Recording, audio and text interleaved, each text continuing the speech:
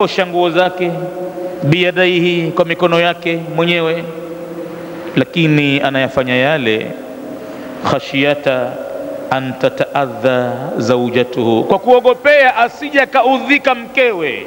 Maana mkewe kishamwambia, mimi nguo za mama yako sifui, naweza fua mwenyewe, mimi sikuja hapa kumfulia, mimi si yaya hapa. Sasa huyu bwana anayafanya mazuri yale, lakini anamuogopa mkewe kumudhi, min khidmatiha, katika jambo la kumtumikia mama yake. Falamma mata, alipokufa kijana huyu, laqiya Allah, alikutana naye Mwenyezi Mungu, wa huwa alayhi ghadbanun, Mwenyezi Mungu akiwa juu yake kijana huyu amekasirika makasiriko makubwa. Malaika wanayajua yale mema yake anayoyafanya, yaliyo ndani ya moyo wake hawajui malaika. Wanamuona jalla jalaluhu amekasirika naye. Qalatil malaikatu alkatibuna, wakasema malaika waandishi wa amali njema, ya rabbana, e mola wetu, ma alimna minhu illa khaira, huyu kijana sisi hatutambui jengine kwake yeye isipokuwa kheri tupu. Falimadha laqitahu wa anta alayhi ghadbanun, kwa nini basi umekutana naye hali ya kuwa wewe juu yake umeghadhibika mno? Qala, Mwenyezi Mungu akawajibu malaika kwa kuwaambia, lianni a'lamu ma la ta'lamuna, ndiyo nimeghadhibika kwa sababu mimi nayajua msiyoyajua nyinyi, na nitakwambieni siri ilivyo.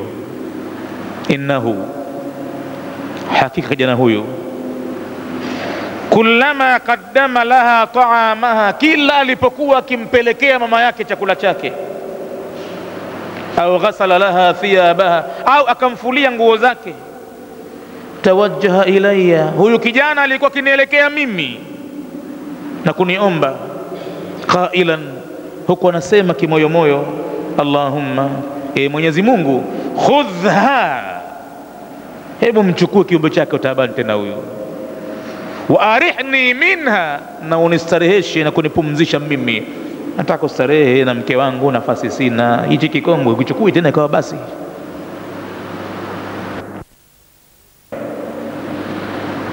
Mamake aliteseka, akakubali kukaa na njaa ili mwanawe asome.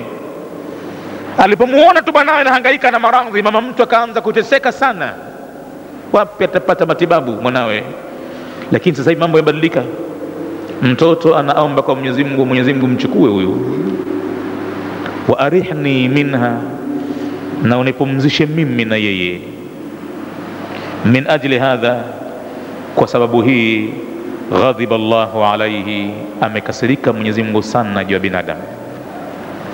Hapa ina maana katika sharti ya kukubaliwa mtu ibada zake, kama ibada ya sala, sharti imeondoka, imetenguka, na Mwenyezi Mungu akubali tena, kwa sababu ameondosha mtu tauhidil muamalati, kumpwekesha Mwenyezi Mungu katika matendo mema ya kuwatendea wazee wake, amevunja mpaka ule. Ta'alu ila ummahati buyutina, sogeeni tena tuyazungumze mambo yanayowafika mamama katika majumba yetu. Kaifa asbaha al-uquq, kwa kiwango gani imepambazukiwa kuasiwa wazazi wawili. Wa kaifa sara al-juhudu, na kwa kiasi gani imefika kupingwa amri za Mwenyezi Mungu kuhusu habari ya wabilwalidaini ihsana, khususan hasa mambo haya yanapatikana baada an yatazawaja ibnuha, baada ya kuoa mwanawe mwanamme huyo mama. Kwa hakika anapata tabu sana mama mtu, aglab, mara nyingi tukutamul arhamu, hukatiliwa mbali koo, ikawa hazijulikani tena kwa sababu ya mwanamke. Na Mtume anasema ma taraktu ba'di fitnatan fi dunya illa an-nisa, sijaacha mimi nikiondoka duniani mtihani mkubwa sana ala rijali, dhidi ya wanaume, minan nisai, kuliko wanawake. Watafika kudharau wazazi wao kwa sababu ya mwanamke. Tuqta'ul arhamu, hukatiliwa mbali ko. Wa idha ja'athu litazurahu, mama yake mtu kama anakuja kumtembelea nyumbani mwanawe, maana yeye hapiti, inabidi mama mtu amfuatie yeye. Sasa fi baiti zauja, katika ile nyumba ambayo anaishi mkewe, akipiga hodi mama mtu, abati zaujatu an taftaha laha baban, anakataa kabisa yule mwanamke kumfungulia mama yake mumewe mlango, au tarudda laha jawaban, au angalau kumrejeshia jawabu tu, kumuitikia anapomuuliza. Anaona ameingia pale kiumbe mbaya sana, anamfanya kama mke mwenziwe. Anafika wakati mpaka anamuonea wivu na kumdhania mama wa mwenziwe kwamba labda anafanya fiili mbaya na mwanawe mwanamume. Mama wanaingia katika tabu kubwa. Alafu akitoka pale mtu anaingia msikitini, anaswali, na kumbe mama yake amemtosa katika balaa moja kubwa. Hapa katika sharti hii Mwenyezi Mungu akubali ibada ya mtu.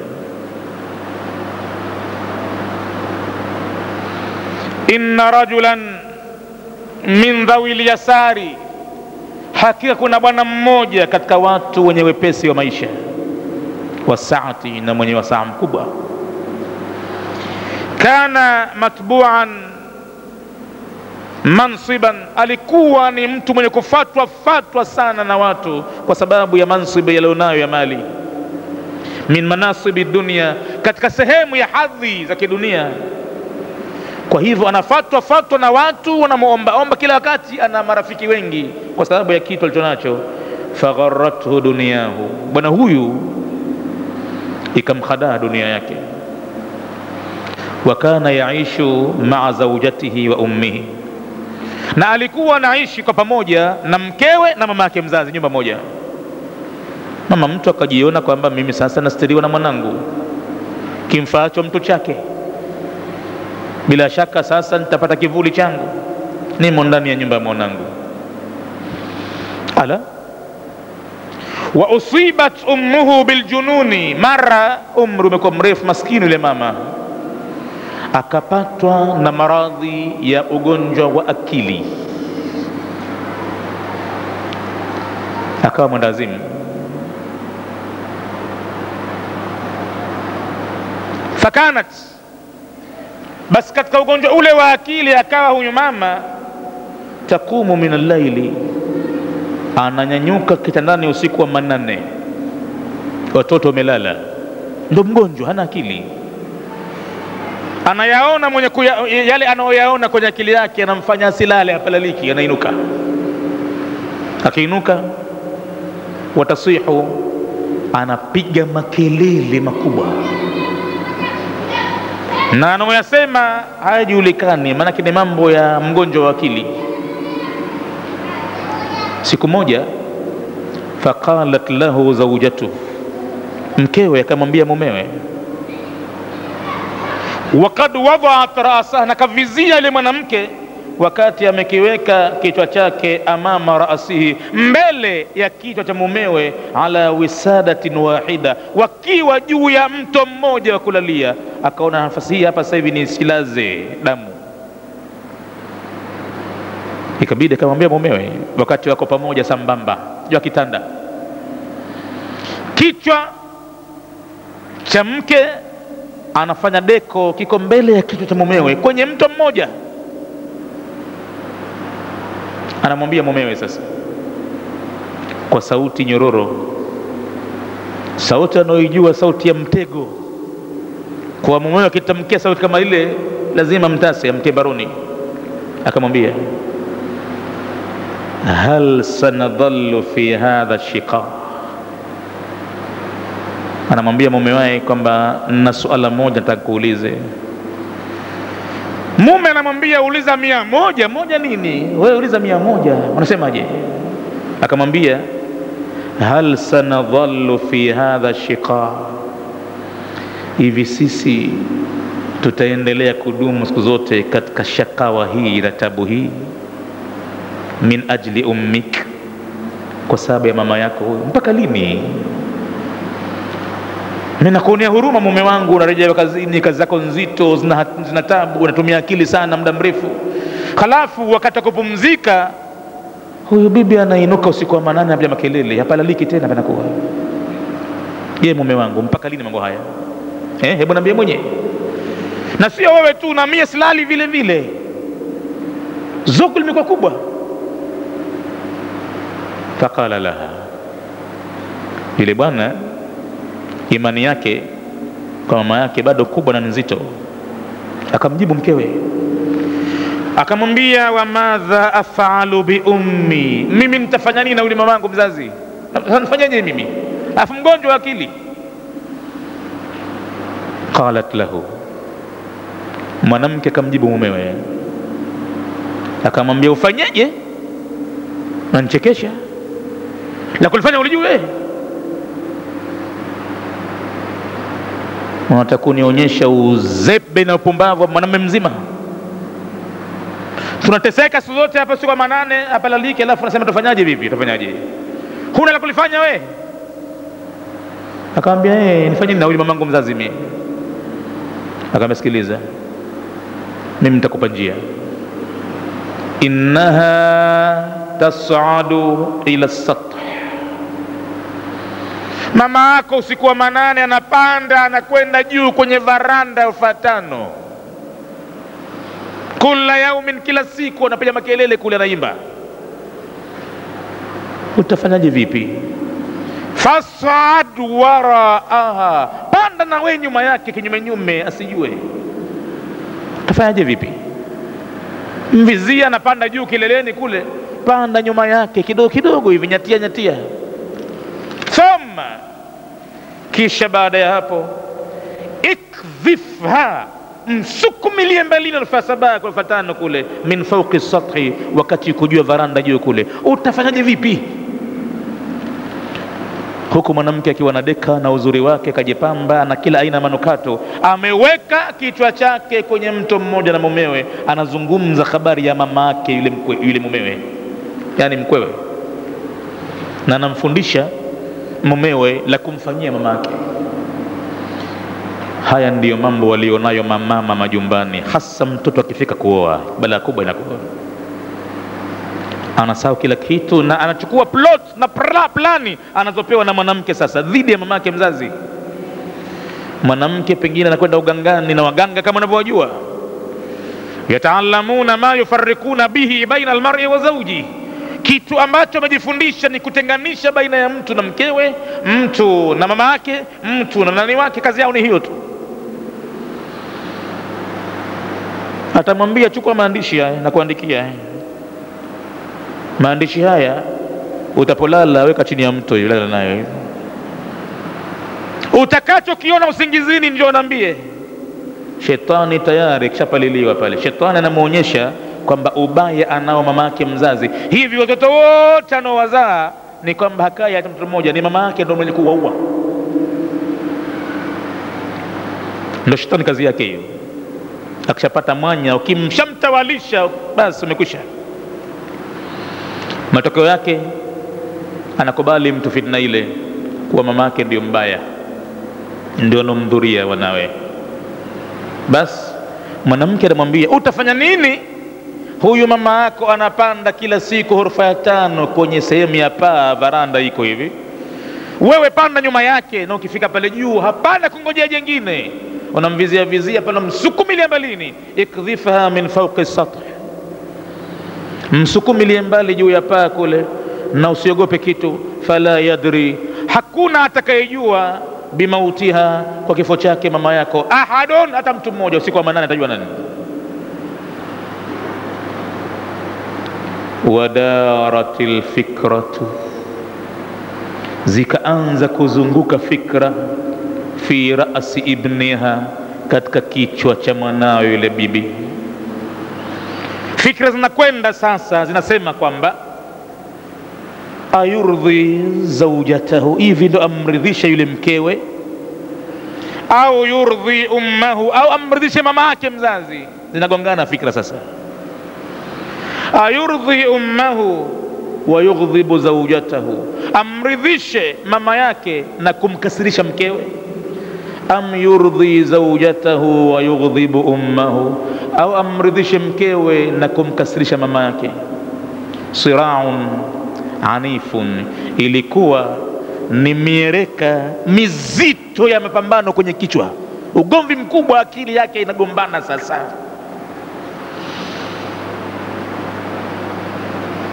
Ugomvi huu ja'alahu yatafallalu min dawamihi, ugomvi ulikuwa unakoroga katika bongo lake, anifata alharaka, kwa namna ya uzito wa mtikisiko, mpaka hawezi kula, hawezi kukoga, hawezi kulala, hapata usingizi. Sasa anafikiria lipi la kufanya katika mawili haya. Wa akhiran, na mwishowe, hadahu shaitanuhu, akamuongoza shetani, an yutia zawja, kwa bora mtii mkewe, wa yukdhifu bil ummi min allin, na amsukume mama yake mzazi kutoka juu, ghurfa ya 5. Kwa hivyo hili ndo jambo lilochaguliwa sasa. Maamuzi akawa ni haya. Wasaidatil ummu, mama mtu kufika saa zake usiku wa manane akapanda juu, maskini mgonjwa wa akili, kaadatiha, kama kawaida yake. Wasaida waraaha, mtoto wake mpenzi ndo huyo huyo mwenyewe akapanda naye nyuma yake, ni plan aliopewa na mkewe. Wasaida waraaha, akapanda nyuma yake kwa kunyemelea asimsikie. Na matokeo yake, baada ya kupanda juu, thumma ramaha, kisha kamrembelea mbalini, min ad-duri al-khamis, katika ghurfa ya 5. Fanazalat, mama mtu kateremka, anakuja wambu wambu, la talwa ala shay'in, hakuna chochote ambacho kitamzuia chini, moja kwa moja mpaka barabarani. Kufika pale kwa hakika mshindo ulikuwa mkubwa, lakini usiku mkubwa manane. Kudata katika ardhi, amekufa mama mtu pale pale, hakuwa na dakika hata moja ya kutweta. Huku mtoto mtu na yule mkeo wamekazana kwamba wana msiba mkubwa, huyu mgonjwa wa akili amepanda varanda na hivi na hivi, kenda kajitupa kule kateleza, ikabidi msiba mkubwa, watu wamekusanyika. Lakini Mwenyezi Mungu amemstiri mja wake, alizikwa siku ile ile. Mazishi ya kuchukua muda,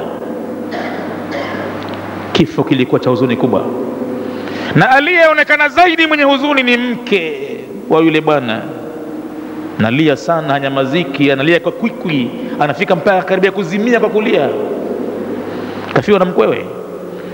Plan kumbe kaitoa yeye.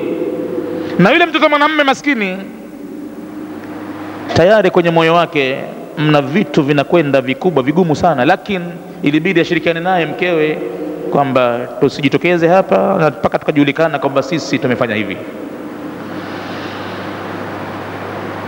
Mazishi yakafanyika na watu wanakuja kuazi, na taazia zenyewe ni taazia za uzushi kabisa, mwanamke anaziendeleza. Wakajipanga kwa ajili ya kuja watu kuwaazi na vyakula, mabusati, maghasia na nini na visomo, kwa sababu mwanamke alikuwa si mtu wa ibada, si mtu wa dini, si mtu wa mwendo mtume.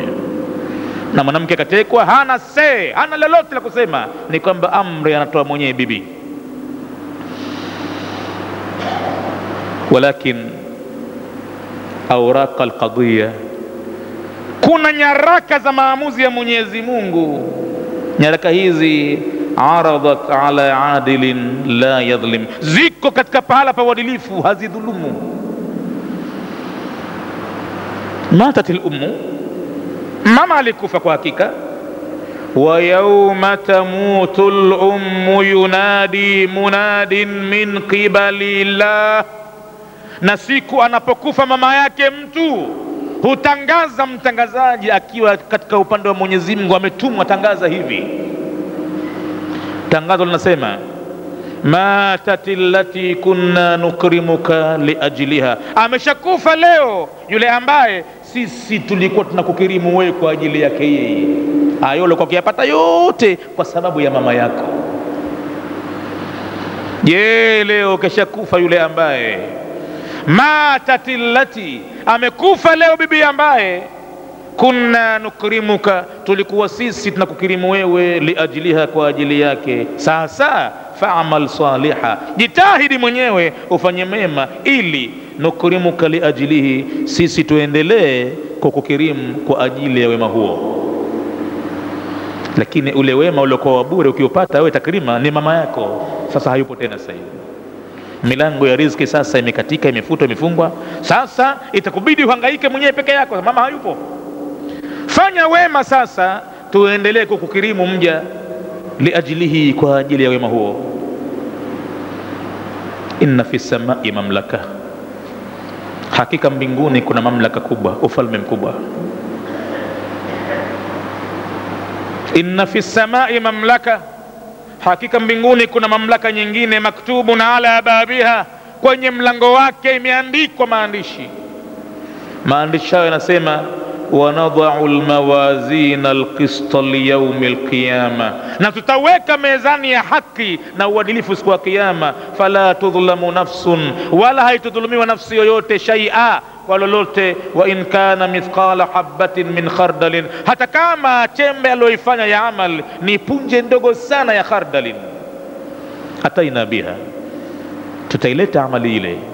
Wakafaa bina hasibin, na inatosha sisi kuwa ni wenye kuhesabu kila kitu. Seuzi mtu kumsukuma mamake mzazi katika ghorofa ya 5, inatosha sisi kila kitu tunakihesabu, kama ilivyokuja aya hiyo katika sura Al-Anbiya aya nambari 47. Matatil ummu, mama mtu akafariki dunia kwa kusukumwa na mwanawe, kwa kumsikiza mkewe. Wama ahadun ya'lamu man alladhi amataha, kweli kabisa pale mtaani hakujua mtu yoyote, hakujua ni nani ambaye kamuua. Wa sababa wafatiha, wala haikujulikana sababu ya kifo chake. Je, ni ajali kweli kaanguka, au kuna kitu cha makusudi kimefanyika pale? Lakini idha kunna la na'lamu, ikiwa sisi viumbe hatujui, fa inna Allaha ya'lamu, Mwenyezi Mungu anajua. Mshairi anasema la tadhlimanna idha ma kunta muqtadira, usidhulumu pale unapojiona una uwezo. Fadhulmu tarji'u uqubahu ila nadami, dhulma hurejea mwisho wake kwenye majuto. Tanamu ainaka, yanalala macho yako bukheri, kumbe walmadhulumu muntabihun, aliyedhulumiwa yuko macho usiku wa manane. Yad'u alaika, anakuombea dhidi yako maapizo mabaya. Wa ainullahi lam tanami, na jicho la Mwenyezi Mungu halifumbi halilali, wakati wote akisikitika aliyedhulumiwa, Mwenyezi Mungu yupo macho. La ta'khudhuhu sinatun wala nawm, tanamu ainaka walmadhlumu muntabihun yad'u alaika wa ainullahi lam tanami. Na Mtume anasema ittaqi da'wata almadhlum, ogopa dua mwenye kudhulumiwa. Walau kana kafira, hata kama aliyedhulumiwa ni kafiri, fa alayhi kufruhu, ni juu yake mwenyewe kafiri wake. Ittaqi da'wata almadhlum, ogopa dua mwenye kudhulumiwa. Fa innahu laysa bainaha wa baina Allahi hijabun, kwani hakuna baina ya dua hiyo na baina ya Mwenyezi Mungu kizuizi cha kuzuia, inakwenda moja kwa moja. Wa yastakbiluha Allah, anapokea mwenyewe Mwenyezi Mungu kwa hakika, na akipokea anasema Mwenyezi Mungu jalla jalalu kumwambia aliyedhulumiwa, wa izzati wa jalali, na hapa kwa nguvu zangu zote na utukufu wangu wote, la ansurannaka walau ba'da hinin, mimi nitakunusuru mja wangu japo kwa baadaye kidogo. Hiyo ndiyo hali ilivyo. Tanamu ainaka, yanalala macho yako. Ya man gharratka quwwatuka, ewe yule ambaye umekudanganya, zimekudanganya nguvu zako, falimadha stahkamat fika shahwatuka, kama una nguvu kweli, kwa nini basi yakachukua hatamu matamanio yako yakawa yanakuendesha mbio, yanakuamrisha mambo mengine hayaifai kuwa nayo wewe? Yani si kibinadamu, hasa kwa mtu kama mtu mwenye akili yake, lakini matamanio ndo matamanio yanampeleka mtu mbio. Nguvu ziko wapi sasa ikiwa matamanio peke yake yanampeleka mtu mbio? Wa idha gharraka ghinaka, na utakapokudanganya utajiri wako, farzuq ibadi yawman wahida, hebu nruzukie waja wangu basi kwa siku moja tu.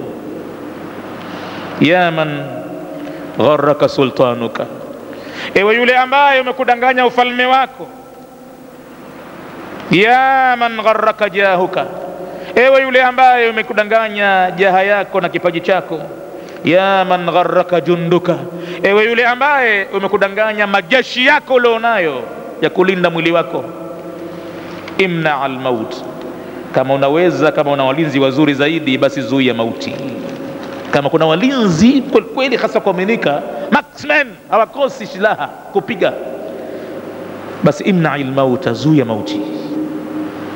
Idha nazala bika, wakati yatapokuwa tayari mauti yamekwisha kuteremka kwako. Anta abdun dhaifun, lakini wewe ni mja uliokuwa mnyonge. Wa hufnatun min at-turabi, na wewe ni kigao, kikofi tu cha mchanga. Tudasu bil aqdami, ambacho kinakanyagwa na nyayo za binadamu. Fa kaifa tatakabbaru ala al-wahid ad-dayani, vipi basi watakabari juu ya yule mmoja aliyemlipaji wa amal za viumbe? Kwa yule kijana aliyepanda ghorofa ya 5 na kwa mawazo ya mkewe na kumtii na kumsukuma mamake mzazi, siku hazikupita nyingi kwa hakika. Wajaat hisatu hisabi, ikaja sasa sehemu ya hisabu yake kutaka kulipwa na Mwenyezi Mungu. Sasa wala budda min alhisabi, na hapana budi, hisabu ipo tu, na wakati mwingine inaanzia duniani hisabu kulipa. Kuna baadhi ya mambo Mwenyezi Mungu hayacheleweshi kukungoja mpaka akhira, pale pale duniani.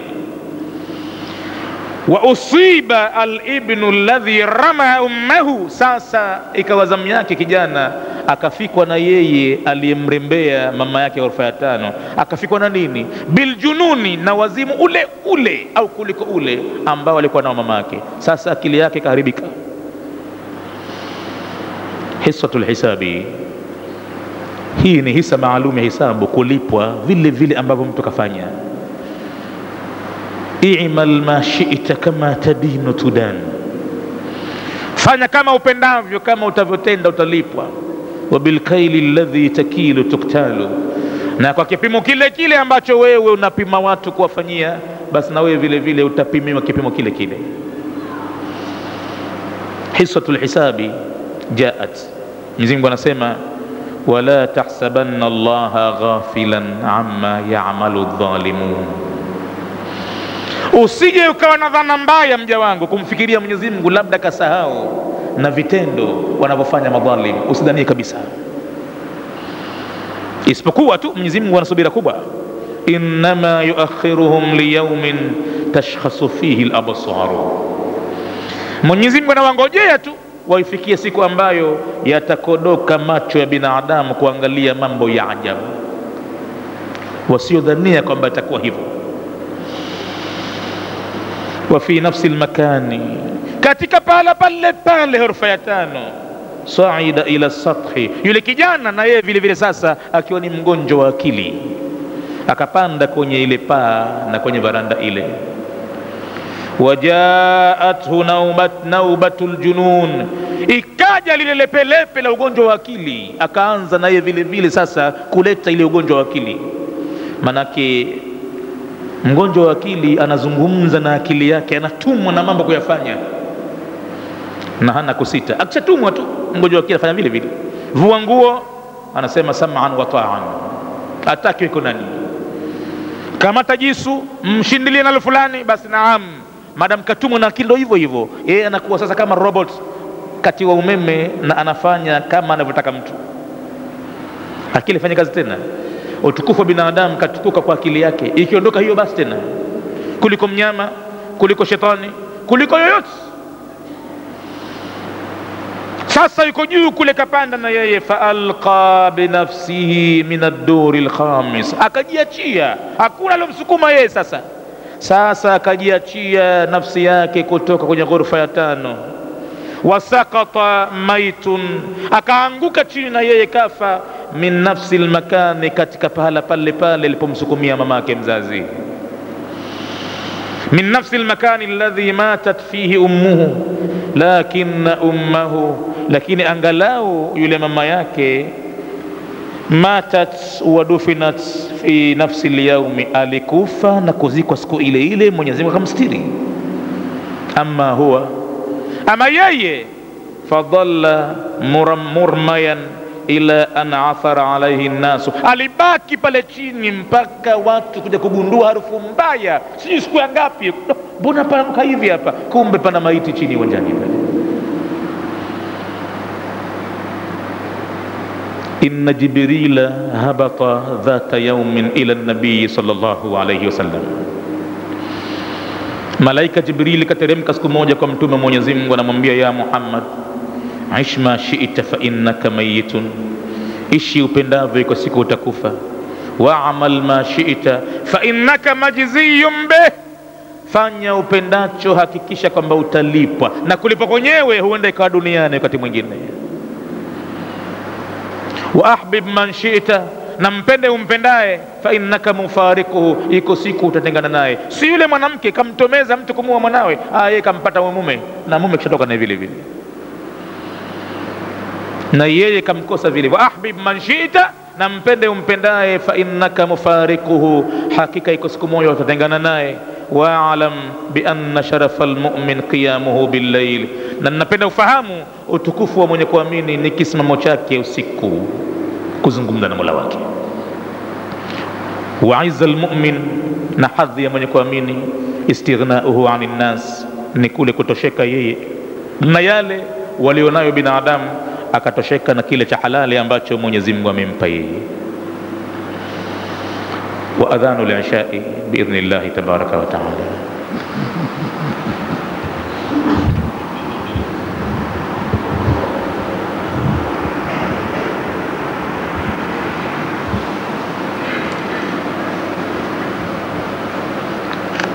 Baada ya kumgundua watu maiti yake yule kijana,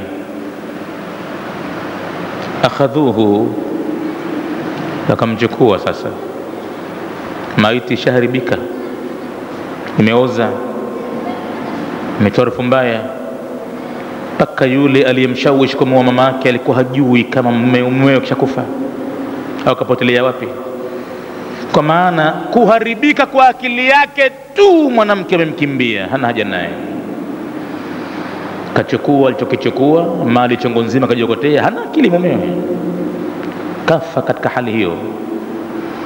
Akhadhuhu ila aina, sasa watu maiti yake wanaichukua, wanampeleka wapi? Akhadhuhu ila mahkamati al-adl,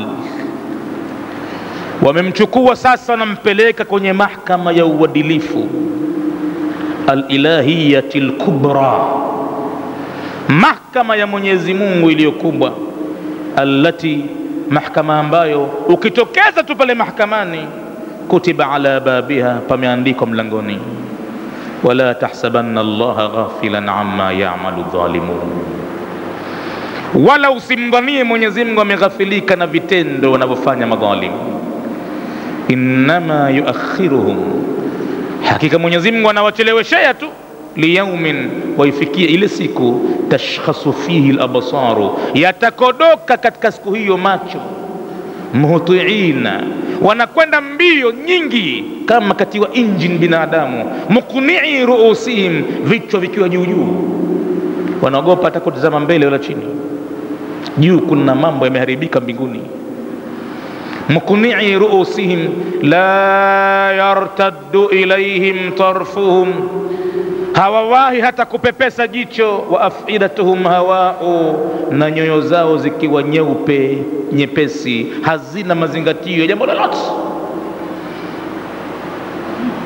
kama ilivyokuja aya hiyo katika surat Ibrahim kwenye aya nambari 42 mpaka aya nambari 43. Ayuha alikhwatu al'a'izza, enyi ndugu watukufu wa Islam, yaqulu alhabibu almustafa, anasema kipenzi cha Mwenyezi Mungu mteuliwa, ijtanibu sab'a almubiqati, yaogopeni mambo saba yenye kuangamiza. Kuangamiza kwa maana inamwangamizia mtu mema yake aliyoyafanya, hata kama kuna swala gani. Ndio tukasema katika sharti ya tatu miongoni mwa sharti za kubaliwa sala, walam yabit musirran ala ma'siyati, wala hakukesha juu ya kuendelea na kuniasi mimi, hapo nitaikubali swala hivi hivi tu, sikubali. Akidhani kama wasemavyo wengine duniani, dini na dunia, ya kwamba unafanya ibada halafu baadaye una uwanja wa kumasi Mwenyezi Mungu, abadan, hakuna malipo kwa hakika. Mtume anasema ijtanibu sab'a almubiqati, ogopeni mambo saba yenye kumwangamiza mtu. Ashirku billah, kumshirikisha Mwenyezi Mungu hakika hubaki na kitu, mema yote yanapotea. Wasihru, na jambo la uchawi.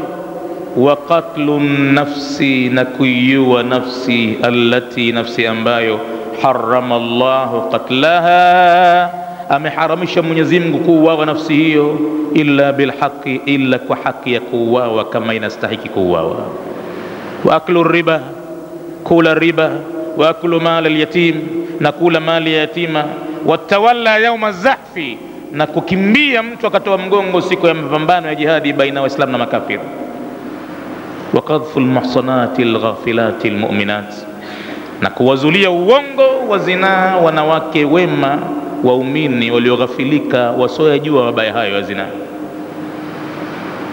Ma kana almuslimu yadhunnu, kwa hakika hakuwa muislamu anadhani katika akili yake, anna aljahala, kwamba ujinga bilmuslimina, kwa waislamu, qad wasala ila hadha alhaddi, unaweza kufikia mpaka kwenye mpaka kama huo, kuwa mwanamke anaweza kumwambia mumewe amue mamake, halafu yule mume akachukua tamzile. Hawezi kudhani muislamu kwamba muislamu mwenziwe anaweza akafikia pahala penye ujinga kama huo, ni kitu ambacho hakiingia kilini, lakini hayo mambo yapo duniani. Walakin idha urifa sababu, lakini itakapojulikana sababu gani ya kufikia waislamu katika ujinga huo, basi batala la ajabu, ile ajabu inabatulika, haipo tena. Sababu ni nini? Sababu, waman ya'shu an dhikri rrahmani, na mwenye kujiepusha akajiondoa na utaji wa Mwenyezi Mungu mwingi wa rehema, ikawa yeye kwenye Qur'ani hayumo, ikawa yeye kwenye kusoma maneno ya Mola wake hayumo, yupo tu duniani tu. Mwenyezi Mungu anasema waman ya'shu an dhikri rrahmani, na mwenye kujiondoa akajiengua katika utaji wa Mwenyezi Mungu mwingi wa rehema. Nini Mwenyezi Mungu anafanya kwa mtu huyo? Nuqayyid lahu shaytanan, tunamfunganisha naye pamoja shaitani. Shaitani huyo anaweza kuwa wa kijini, na shaitani huyo anaweza kuwa wa kibinadamu, na anaweza kuwa ni yule ambaye analala naye kitanda kimoja, yeye akajiona kwamba ana mke, kumbe shaitani, na akajiona kama ana mume, kumbe shaitani. Hii aya watu waisikilize kwa makini na waipe uzito unaostahiki katika kuielewa. Ni mambo tulionayo ndani ya maisha kila siku. Vipi? Waman ya'shu an dhikri rrahmani, na mwenye kujiepusha na utaji wa Mwenyezi Mungu mwingi wa rehema, hana nafasi hata kusikiliza Mungu anasemaje kwa muda saa moja tu, hana nafasi. Hatari iliyopo ndugu Muislamu, Mwenyezi Mungu anasema ukijiondosha pale kama hapo, nuqayyid lahu shaytanan, sisi tunamfunganisha naye pamoja shetani, fahuwa lahu qarin, tahamaki anakuwa ndo rafiki yake mpenzi. Wa innahum, na hakika marafiki hao, la yasuddunahum ani sabil, wanawazuilia na njia ya Mwenyezi Mungu iliyo sawa, lakini wapi? Ushagubikwa. Wayahsabuna, na wenyewe wanadhani, annahum muhsinuna, kwamba wao wanaoyafanya ni mazuri, yako sawa sawa tu. Hata kama anatomezwa kumuua mama yake baba yake, anaona kama ndio sawa hii. wayahsabuna annahum muhtadun, wataendelea watu na marafiki wao hao wabaya, hatta idha jaana, mpaka atapotujia sisi mtu huyo, qala, atasema sasa kumwingia rafiki yake aliyompoteza, atamwambia huko anagombana naye, atamwambia ya laita baini wa bainaka bu'dal mashriqaini, ya laiti ingelikuwa kuna uwezo wa mimi na wewe ikawa masafa yetu yako katika mashariki mbili hatukukutana. La, anajuta sasa. Na yule ndo alikuwa akimsikiliza, Qur'ani ilikuwa iko nyuma, hadithi ya mtume ilikuwa iko nyuma, anamsikiliza shetani wake akimwambia kwamba hapana kusali, kusali nitakuua, nataka utumie ulevi, wewe basi anamtii tu basi. Lakini hata idha jaana, mpaka atapotujia sisi, qala, atasema sasa ya laita baini wa bainaka, ya laiti baina yangu mimi na wewe bu'dal mashriqaini, kungelikuwa na umbali wa mashariki mbili. Kumbe wewe fabisal qarinu, ni rafiki mbaya sana wewe, sikukujua mimi wewe kama utafika kunitumbukiza pale kama hapa. Fabisal qarinu, ni rafiki mbaya sana wewe. Mwenyezi Mungu anajibu sasa, walan yanfa'akumul yawma, na wala haitonufaisha kwenu nyinyi leo hata mkigombana vipi. Majuto hayo upuzi mtupu. Walan yanfa'akumul yawma idh zalamtum, kwa kuwa nyinyi mshadhulumu nafsi zenu. Hukumu iliyoko sasa ni moja tu, annakum fil adhabi mushtarikun, kwamba nyinyi kwenye adhabu ya Mwenyezi Mungu mtashirikiana pamoja kama mlivyoshirikiana duniani kwa urafiki mkubwa, na sasa kuweni tena marafiki katika jahannam vile vile. Mtu na mkewe wamemuua maskini, mtu mgonjwa wa akili. Mwanamke anamtomeza mumewe, alizuie jambo la maudhi la kupigiwa kelele la mgonjwa wa akili kila siku. Anasema nitafanyaje mimi kwa mama yangu? Anaambia nini? Hujui la kulifanya we? Huyu mama yako anapanda kila siku mpaka ghorofa ya kadha, anakwenda usiku wa manane anapiga kelele kule. Kwa unaonaje ukapanda nyuma yake kinyume nyume? Kisha kamvizia pale, hana habari, kamsukumilia mbili ghorofa 5. Atajua nani kama ameua wewe? Angalau tupumzike bala hili, adhabu moja kwa moja, hatulali na hivi. Maskini anatekeleza wadhifa ule aliopewa na mkewe. Matokeo yake Mwenyezi Mungu anamlipa duniani ugonjwa ule ule, anakuja kumpa naye vile vile.